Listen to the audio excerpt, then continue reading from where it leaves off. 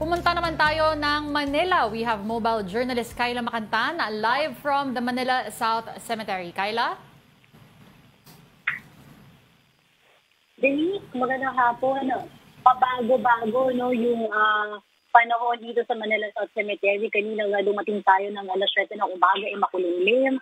At pag patak ng alas 9, tirik na yung araw. Pagkatapos bumuhos yung malakas na ulan. Talagang pabago-bago pero hindi nagpigil yung ating mga kapatid. As over 12 kanina ng tanghali, umabot na ng 4,000 yung bumibisita dito sa Manila South Cemetery.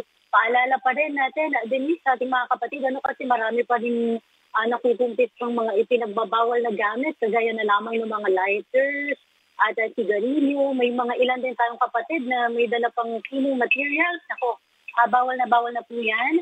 5 a.m. to 7 p.m. pa din yung bukas ito Manila South Cemetery hanggang November 3 yan. Ganon din yung mga saradong kalsada papunta dito, yung Metropolitan Ave, JP Rizal Avenue, dito Cruz at South Avenue. Pero meron pong mga libreng sakay na e-bike para sa ating mga kapatid na pwede nilang sakyan papunta ng cemetery. Ganoon din sa loob para matulungan yung ating mga senior citizens at PWD.